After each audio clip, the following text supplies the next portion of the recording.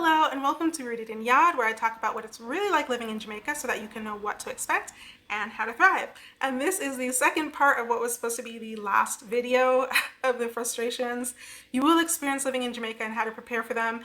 And I say this is the second part of the last video because it was supposed to be one video and then it was too long.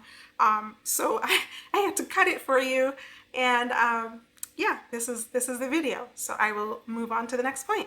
So the second last thing that might frustrate you, I mean, it might not, okay? Like you might be like, whatever, I don't care.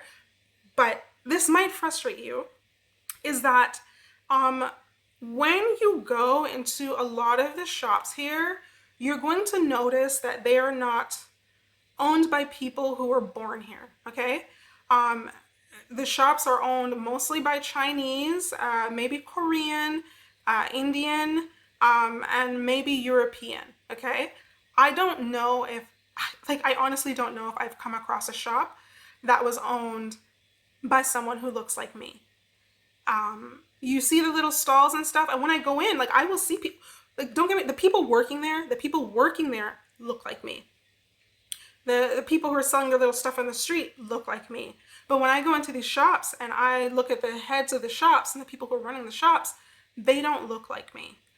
And for a country that is majority of people who look like me to come here, to come from Canada, where I see that a lot of people in these positions of power who don't look like me in the day-to-day, and then to come to Jamaica and see that as well is just a little disheartening.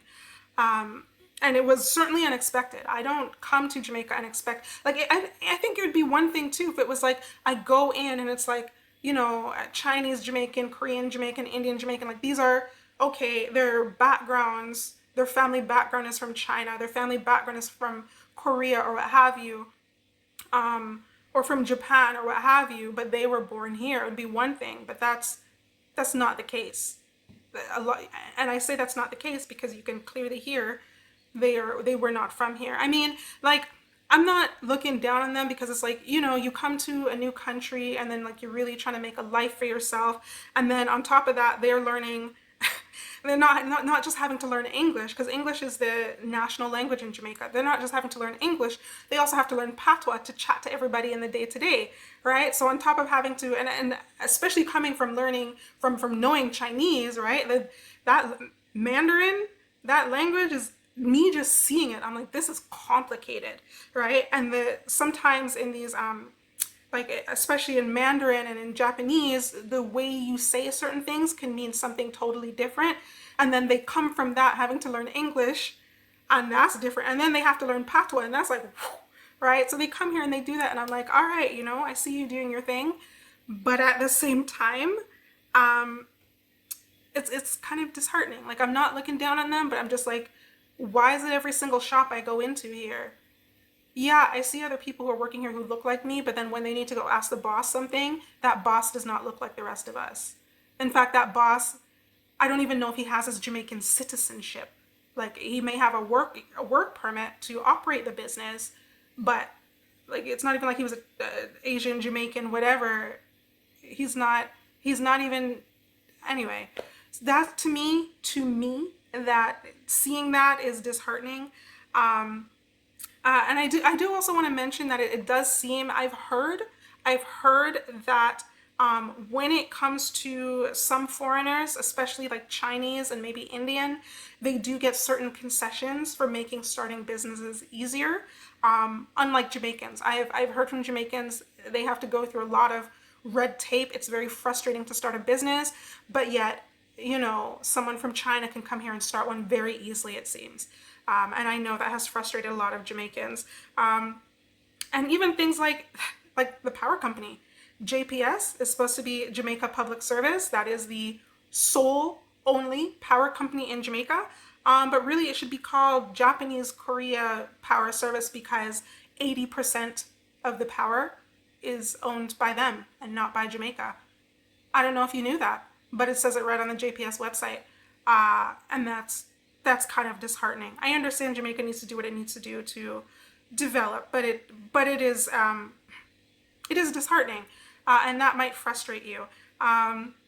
So And I don't know if maybe that's why like the power bill is so high, because 80% of it is owned by companies that are not Jamaican, not in Jamaica.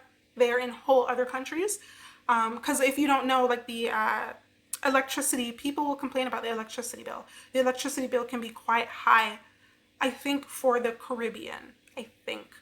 And some people complain. I've seen videos of people complaining their electricity bill here will be higher than it was in Canada or the US. I haven't yet found that, because Canada's bills be high. They be trying to privatize everything over there. Those bills be high. But, or at least they're trying to. There are people in positions of power who are trying to privatize everything, and some of them have successfully done so.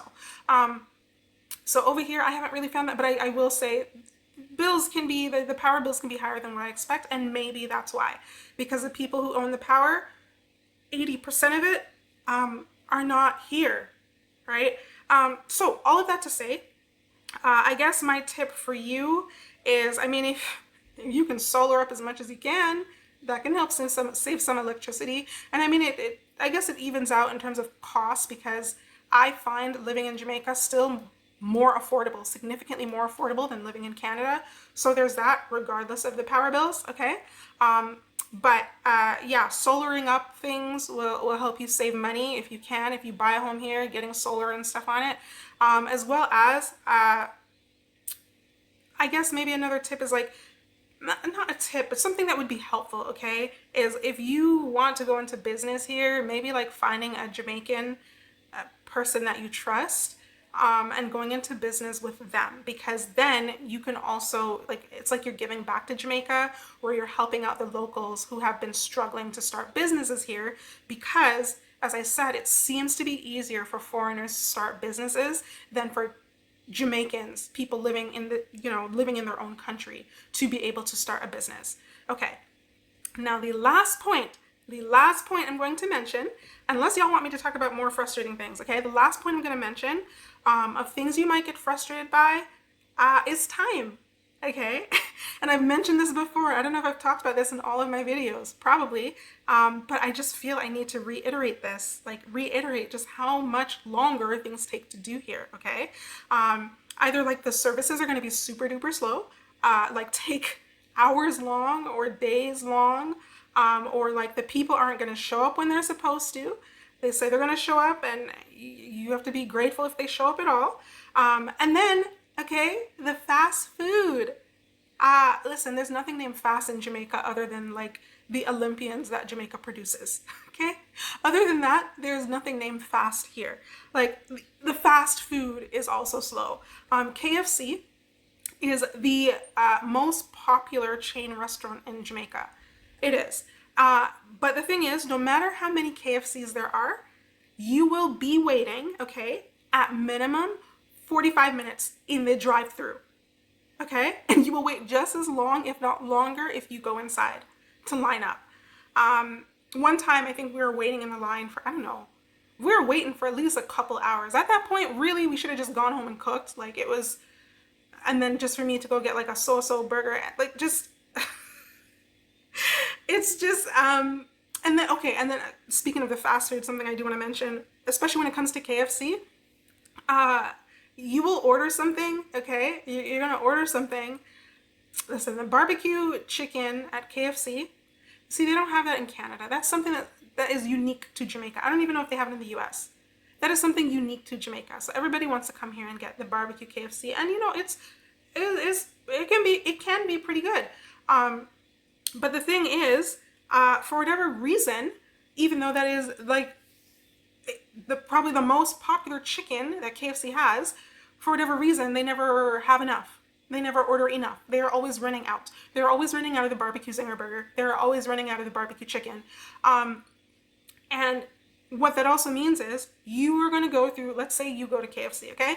You're going to go through this lineup, either in the KFC or like in the drive-thru. You're going to go through this lineup, wait forever long, order your food, get your food, and then you're going to go home and you're going to look in your bag and see that the barbecue chicken you ordered is not there. So on top of you having to wait forever long, they're going to give you whatever they want to give you. Sometimes they don't even ask you what you want to drink, right? Sometimes they will just give you something. It doesn't matter. Like, they don't even ask you. They will just give you whatever they want to give you, and you can't even complain. You can't do nothing. If you, let's say you are eating, I guess, sitting to eat at the KFC, and they give you the wrong thing, do you really want to have to go line back up to let them know they gave you the wrong order? They're not going to do anything. Let me tell you something. They're not going to do anything. They're not going to correct your order. See, if I was in Canada, and let's say I go to Tim Hortons, which I wouldn't anymore. It's gross now. But let's say I go to Tim Hortons and order something and they give me the wrong thing. I'm going to go right back into that drive-thru, or I'm going to go inside and say, hey, you guys gave me the wrong order. I paid money for this particular order. You gave me the wrong order. This is not what I paid for, right? And then they're going to give me what I paid for. Over here, that's not happening. So on top of you having to wait forever long for fast food that wasn't fast, they're going to give you whatever they want to give you. Just, I need you to keep that in mind if you decide to go to KFC. Okay. Now for the patties, okay, if you want a Jamaican beef patty, I would actually say to try the cheese patty. Don't just stop at beef patty. Okay, there's a lot of other patties now. Try all the patties, man. Try all of them. Don't limit yourself. Okay, but if you want a patty and you go inside the patty place, let's say you go inside Juicy Beef or you go inside Mother's or what have you, you're going to be waiting in line a minimum of 45 minutes. And when I tell you the Jamaican fast food is not fast, oh my Lord, pizza. You know, one time we went into pizza because we said, you know, the Jamaica KFC line is so long. Pizza doesn't look like it has anyone in here. Let's go order a pizza. We went in there to order a pizza. I don't know if we left with the pizza. Like, it took so long that we were like, you know what? Actually, forget it. Just never mind. We don't want it anymore. Like, it literally took that long. Now for the patty, I will say, sometimes there are some places, okay, you can actually get your patty quicker. As in, I walked in, I waited maybe 2 minutes, I paid, my patty came out, and I walked out. Like, it was amazing. I am amazed every time.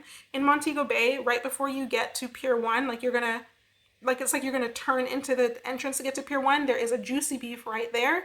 I find that place typically does not have longer lines. When you are in town, in Parade, you're gonna be waiting forever.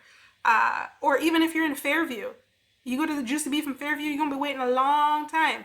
But I find that Juicy Beef I mentioned, I am in and I am out. That is the fastest fast food I've ever had here. But the fast food is also not fast. That was what this entire thing was about. Okay.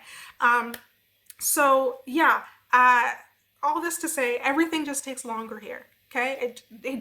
I just had to reiterate, because I don't think you understand until you get here that everything takes longer here. If you expect something to take you a few minutes, expect a few hours. If you expect something to take you an hour, expect a day or 2 or 3.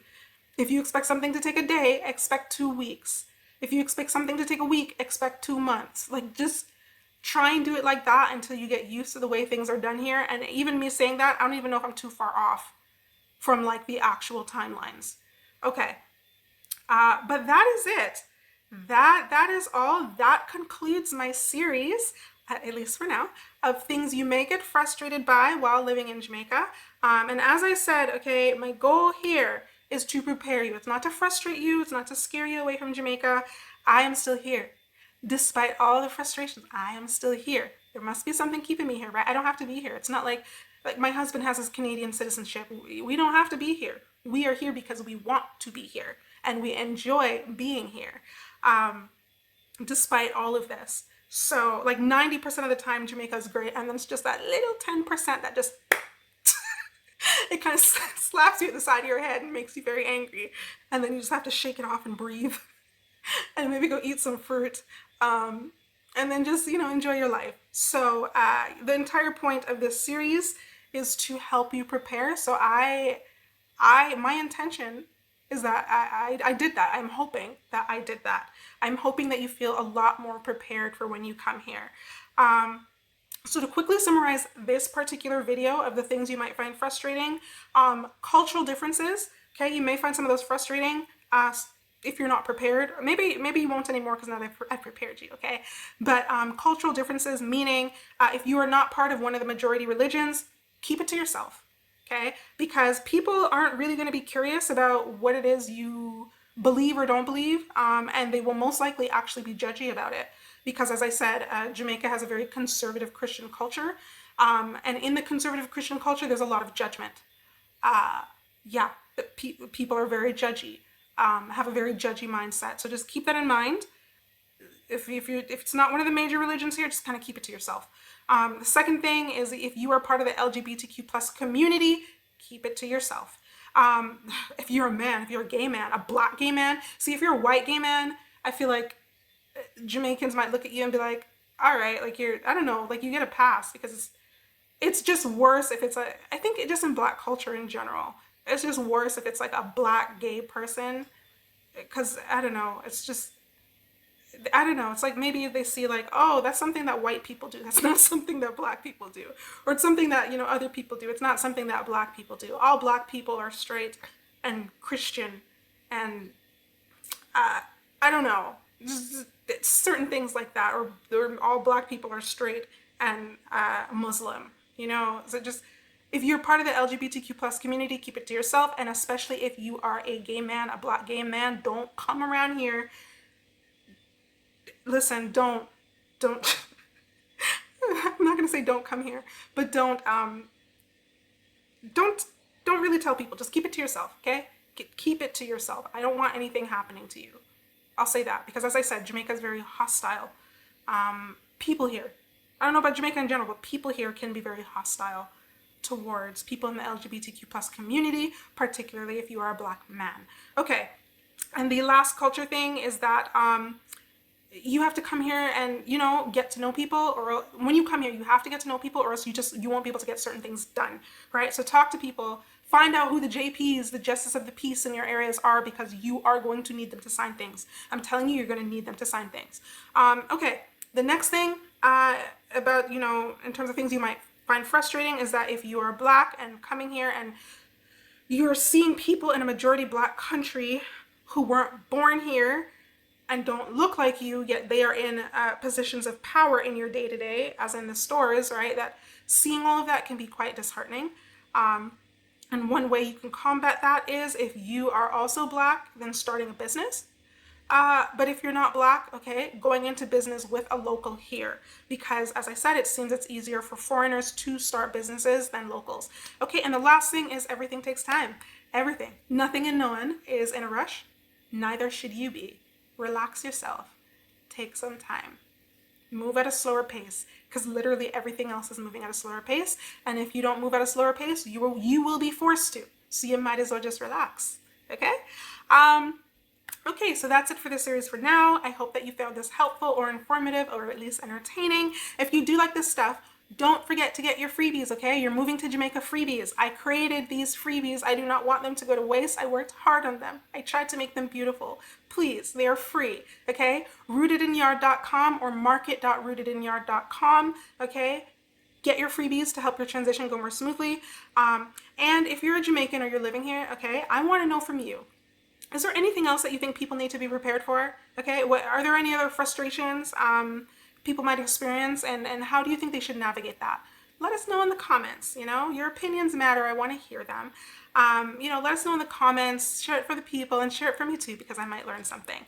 And quick plug, I am creating, so if you are looking to move here, I am creating a moving to Jamaica guide. Okay, I anticipate it will be a very good comprehensive starter guide. Like, you see how much I talk in these videos? Okay, imagine that in a guide, but it's kind of condensed anyway. It'll be great. The point is, it's for pre-order, okay? $10 for pre-order. Once it's done, the price will go up, but I intend that this will give you some really good information, more than in my videos, of what you can, how you can prepare to transition here successfully and smoothly, and everything will be all in one place instead of you having to click through videos. Everything is all in one place for you to reference. And also, if you do want to connect with me, and perhaps like connect with others who are also looking to move here or move back here, I did create a community. It's community membership. It's the Rooted in Yard membership. You can go to my site to go look for that. It's a supportive place. We will have live conversations, okay? You can ask questions, or we can just like chill and vibe. There will be prompts, okay, to help you with some just some like reflective questions, or just things maybe to think about for the move, as well as there will be a community, okay, that you can connect with. You can connect with others on the same journey as you, and you will also get early access to all of my videos, so you don't have to wait. You can just, as soon as I create them, bam, you got access, and I don't know, you can give me feedback, whatever. You get early access to them. Okay, so that is it for this. Yeah, if you like this content, you're probably gonna like the rest, so don't forget to subscribe. The next series is gonna be about dating in Jamaica, so if you're interested in that and you have not subscribed yet, do subscribe so that you don't miss the series. Okay, that is it. And thank you for watching. I will see you in the next one.